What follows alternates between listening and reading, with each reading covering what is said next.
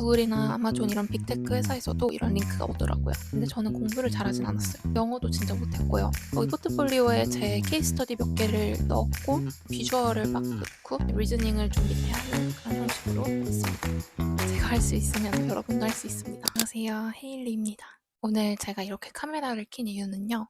제 쇼츠나 릴스를 보고 많은 분들이 제 직업이 뭔지 그리고 어떤 디자인을 하는지 궁금해하셔서 제 최근 이직 경험을 바탕으로 좀 미국 취업 팁이나 이직 팁 그리고 특히 프로덕트 디자이너들을 위한 그런 도움이 될 만한 정보를 공유하려고 해요. 노트북이 여기 있는데요. 이렇게 몇 가지 짚고 넘어가고 싶은 부분들이 있어서 제가 정리를 해놨습니다. 일단은 제 소개를 간단히 먼저 하자면 저는 지금 뉴욕에서 일하고 있는 프로덕트 디자이너고요. 프로덕트 디자이너가 어떤 일을 하는가 하면 저는 앱을 디자인하고 있습니다. 그리고 21살 때 처음에 미국으로 왔고요. 대학교 때문에 오게 됐어요. 대학교는 시카고에 있는 시카고 미대를 졸업했고요. 전공은 비주얼 커뮤니케이션 디자인입니다. 졸업하자마자 저는 첫 직장을 바로 구했었고요. 졸업 전 몇 개월 전부터 되게 열심히 구직을 했었어요. 학교 다닐 때도 인턴이나 온 캠퍼스에서 그래픽 디자인 일도 했었고 학교 학점을 채워주는 그런 무급 인턴도 했었습니다. 그래서 이런 경험을 바탕으로 졸업하고 바로 취직을 할 수 있었던 것 같아요. 사실 제가 미국에서 대학교를 나오긴 했지만 제 지금 직장이나 그 전 직장이 제 학교 이름을 보고 아니면 미국에서 학교를 나왔구나 하고 뽑아준 건 아니었거든요. 이 직군은 특히 디자이너들은 포트폴리오가 굉장히 중요해요. 학연 지연보다 포트폴리오가 제일 중요하고 인터뷰에서 이 사람이 우리 팀에 와서 역량을 잘 뽐낼 수 있는 친구인지 핏 체크를 하는 과정을 통해서 둘 다 커넥션 없이 뽑히게 되었습니다. 의지와 끈기가 있으면 되는 것 같아요. 그리고 연봉의 역사에 대해서는 학교 다니면서 인턴 한국에서도 해봤거든요. 그때는 월급이 180이었나? 200만 원 정도밖에 안 됐었어요. 당연한 수준의 월급이었고 지금도 디자이너 직구는 한국에서 굉장히 짜기 때문에 그런 이유가 저는 미국에서 꼭 취업을 해야겠다. 그런 요소로 작용이 됐습니다. 막막하다 이런 생각을 많이 안 했던 것 같아요. 저한테는 옵션이 없었어요. 저는 졸업하고 무조건 미국에 나와서 취직할 거다. 이게 너무 확고했기 때문에 다른 걱정을 할 여유 따위는 없었습니다. 그리고 제 연봉의 스토리를 알려드리자면 처음부터 프로덕트 디자이너, UI/UX 디자이너의 연봉을 받진 않았어요. 작은 규모의 스타트업을 조인하기도 했고 굉장히 엔지니어 포커스의 회사였어서 디자이너에 그렇게 밸류를 투자를 많이 하는 회사는 아니었거든요. 그래서 이 스타트업에 대한 썰을 풀어보자면 진짜 많긴 한데 제일 미니멈한 그래픽 디자인, 비주얼 디자인 그런 레벨의 연봉에서 시작을 했고요. 이제 그 회사를 다니면서 어필을 좀 많이 했고 4년을 그 회사에 있었는데 결국에 들어갔을 때와 나왔을 때 연봉 차이는 2배였습니다. 지금 회사에서는 또 그 연봉의 2배를 받고 있고요. 그리고 뉴욕, 시카고와 뉴욕의 연봉 차이가 꽤 나는 편이에요. 뉴욕 치고는 그렇게 많이 받는 편은 아닙니다, 사실. 더 잘 버는 프로덕트 디자이너분들 훨씬 많습니다. 그리고 꼭 프로덕트 디자인 쪽이 아니어도 전반적으로 미국에 취업이 관심 있으신 분들은 흥미로워 하실 만한 팁들을 드리자면 3가지를 말씀드리자면 링크드인 세팅, 연봉 협상 팁, 인터뷰 팁 이렇게 3가지가 있는데요. 물론 저보다 더 많이 알고 계신 분들이 많겠지만 그런 분들은 댓글에 그런 인사이트를 더 남겨주세요. 여기서 다 같이 힘을 모아서 서로 돕는 그런 기회가 됐으면 좋겠습니다. 그래서 일단은 저는 링크드인에서 연락을 굉장히 많이 받았었거든요. 인터뷰 기회가 많이 잡혔었고 일단 링크드인에는 자기 어필을 할 수 있는 부분이 너무 많아요. 자기의 전반적인 소개, 자기의 스킬셋, 자기의 프로젝트들 나열할 수 있는 부분이 세밀하게 돼 있기 때문에 그런 거 하나하나 꼼꼼히 프로페셔널하게 채우시는 걸 추천드립니다. 내 사이드 프로젝트나 우리 회사의 컨텐츠를 리포스트하는 것도 괜찮고 아니면 사람들한테 댓글 다는 것도 괜찮고 우리가 인스타그램 활동하듯이 그렇게 액티브하게 링크드인을 활동을 하시면 확실히 리크루터들 눈에 띄는 것 같아요. 미국의 리크루터들은 진짜 무조건 링크드인 프로파일을 다 뒤지기 때문에 그래서 링크드인 세팅을 프로페셔널하게 하시는 거는 강추 아주 중요한 포인트입니다. 그리고 연봉 협상에 대해서는요. 내가 경력이 없고 협상할 것도 없다 하면은 이 업계에 사회초년생들은 얼마를 받는지 알 수 있는 그런 사이트가 되게 많아요. 제가 추천드리는 건 글래스도어랑 level.fy이라는 사이트고요. 거기서 어느 정도 베이스라인을 점검을 하시고 이제 오퍼를 받을 때 더 높게 부르시거나 적정선에 맞춰서 협상을 하시길 바랍니다. 제 개인적인 소견으로는 한 회사에 4년을 있어 본 사람으로서 들어가서 내 연봉을 차츰차츰 올리는 것보다 승진 포함 들어갈 때 높게 불러서 내고를 잘해서 들어가서도 이제 좀 차츰차츰 올리는 게 훨씬 유리합니다. 그 과정은 들어가서 연봉 협상을 하는 과정은 조금 더 까다롭기 때문에 웬만하면 오퍼를 받으실 때 원하는 만큼 조금 더 높이 불러서 좋은 조건으로 가시는 걸 추천드립니다. 그리고 레주메에 관해서는요. 레주메는 진짜 한국 사람들이 너무너무너무 험블해요. 저도 그랬고요. 이게 막 내가 없는 거를 가짜로 써서 지어내라는 게 아니라 그냥 내가 한 거는 진짜 내가 했다고 자신 있게 자신감 있는 키워드로 설명을 하세요. 좀 패시브하게 수동적으로 설명을 하면 얘가 정말 그냥 이 팀원의 그냥 일원으로 아주 요만큼의 기여를 했구나로밖에 안 느껴져요. 왜냐면 다른 캔디데이트들은 굉장히 파워풀한 키워드를 쓰거든요. 레주메 키워드 굉장히 중요합니다. 그리고 저는 취직과 이직을 할 때 고비가 똑같았어요. 첫 번째 관문은 인터뷰가 안 잡히는 거예요. 그때는 인터뷰 잡힐 때까지 레주메 갈아엎어요. 레주메 갈아엎고 포트폴리오도 갈아엎어요. 둘 다 또 안 되면 또 갈아엎어요. 갈아엎으라는 건 이제 레이아웃 체인지도 있을 수 있고 키워드 체인지도 있을 수 있고 여러 가지 방법이 있는데 계속 고민을 해요. 내가 왜 연락이 안 올까? 한 이 레주메로 50군데 100군데 지원을 했는데 연락이 안 오면 바꿔서 또 50군데 100군데 하고 또 연락이 오면 또 바꿔서 50군데 100군데를 하는 그런 사이클을 몇 번 반복했더니 어느 순간부터는 구글이나 아마존 이런 빅테크 회사에서도 온라인 어세스먼트 오라고 이런 링크가 오더라고요. 그때쯤 되니까 다른 회사들도 연락이 많이 왔고요. 그래서 이제 내 레주메가 완성이 됐고 잘 먹히는구나. 두 번째 관문은 인터뷰예요. 인터뷰는 진짜로 기세?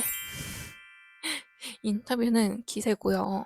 내가 무조건 의리되는 게 아니에요. 이 자리는 나도 그 사람들을 평가를 하는 자리고 서로가 잘 맞는지를 점검하는 단계이기 때문에 무조건 주눅 들어 있을 필요가 없고 잘 보여야 되긴 하는데 어필은 하되 너무 막 굽신굽신 할 필요가 없는 거죠. 보통 전반적인 인터뷰 프로세스가 짧게는 3차에서 길게는 5차까지였던 것 같아요. 1차는 보통 리크루터 콜, 그 인사과에서 내 레주메를 찾은 분이 먼저 연락을 하고 짧게 전화 통화를 합니다. 그러면 이 사람이 AI가 아니고 진짜 사람이고 진짜 내 이 잡 디스크립션, 우리 회사의 잡 디스크립션에 퀄리파이한 사람이다를 어느 정도 기본만 미니멈 베이스라인만 평가를 한 뒤에 이제 그 디파트먼트로 넘겨줘요. 그럼 이제 2차로 과제를 주는 회사도 있고 하이어링 매니저 콜을 하는 회사도 있어요. 하이어링 매니저는 이제 제가 가서 직속으로 일할 사람, 제 직속 상관이 될 분이 보통 하이어링 매니저인데 그분이랑은 보통 1대1 콜을 하고 이건 회사마다 다른데 그 전에 과제를 주는 회사도 있고 과제가 아예 없는 회사도 있고 하이어링 매니저 콜 1대1 인터뷰에서 팁은 아무래도 그 사람은 나랑 가까이 일을 할 사람이기 때문에 일할 때 즐겁게 같이 일을 할 만한 사람인지를 많이 봐요. 그래서 테크니컬한 것도 어필을 하는 게 중요하긴 한데 너무 거기에 포커스 두지 말고 테크니컬하게 나 이런 스킬셋이 있으니 너의 팀에 정말 필요한 사람이 될 거야. 이런 걸 어필을 하되 하지만 나랑 일하면 즐겁게 일할 수도 있어. 이런 퍼스널하게 나 이 사람이랑 일하고 싶다. 친구가 되고 싶다. 이런 식으로 좀 어필하는 것도 좋을 것 같아요. 처음에 인사를 그냥 떨지 않고 여유 있게 편안하게 인사를 하고 스몰 톡도 하고 뭐 공통 관심사가 있으면 리액션 좋게 하고 그 정도로 인터뷰 시작을 하면 보통 분위기가 좋더라고요.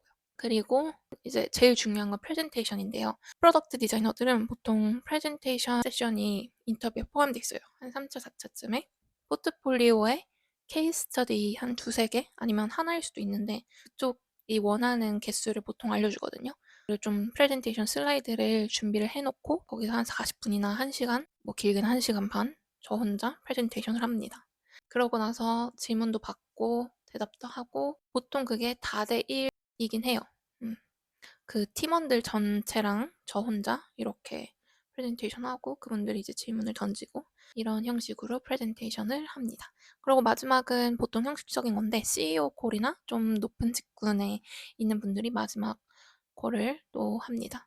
이렇게 좀 많긴 한데요. 어떻게 하다 보면 다 됩니다. 그 프로덕트 디자이너 직군에 대해 더 궁금하신 분들은 까지 조언 드릴 수 있는 게 일단 포트폴리오. 포트폴리오는 저는 프레이머이라는 플랫폼을 통해서 웹사이트를 구축을 했고요. 거기 포트폴리오에 제 케이스 스터디 몇 개를 넣었고 형식은 보통 비주얼을 막 넣고 그 다음에 제가 그런 프로블럼 솔빙을 어떻게 했는지 이제 리즈닝을 좀 밑에 하는 그런 형식으로 했습니다.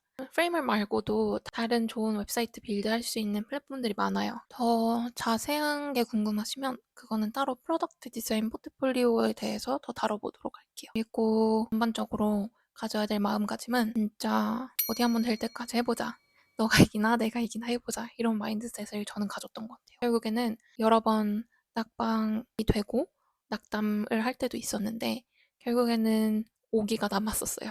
그래서 존버하자. 존버는 승리한다. 이 마인드였고 대신 존버인데 그냥 버티기만 하면 안 돼요. 존버인데 어제의 나보다 나아야 돼요. 예를 들어서 오늘 인터뷰 너무 망했다. 근데 나 같은 실수는 절대 안 할 거니까 오늘 질문 받았던 거 다 아이폰 노트에 적어놓고 이런 질문이 다음에 나오면 난 이런 식으로 다시 대답을 해야겠다. 이거를 전 매 인터뷰 때마다 기록을 했었거든요.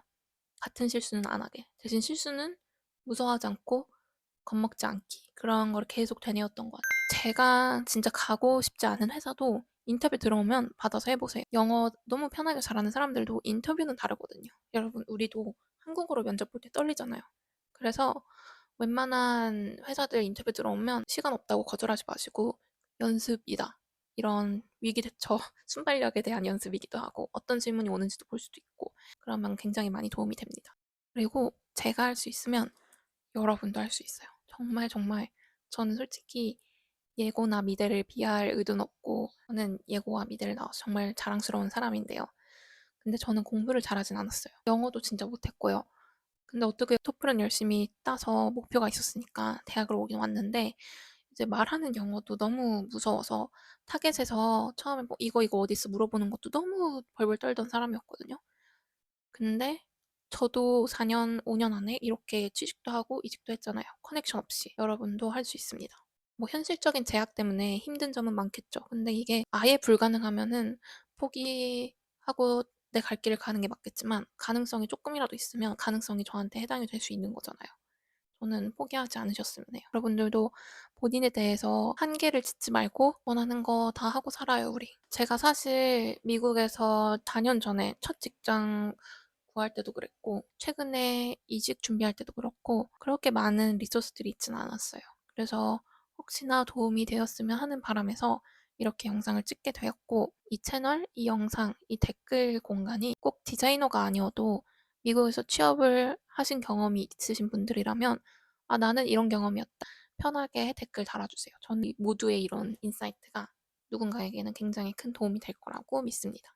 오늘 영상이 미국 취업하시는 분들, 아니면 이직 준비를 하시는 분들, 프로덕트 디자이너 아니면 UI UX 디자이너를 꿈꾸는 분들에게는 도움이 좀 되었으면 하는 마음에서 찍어봤는데요.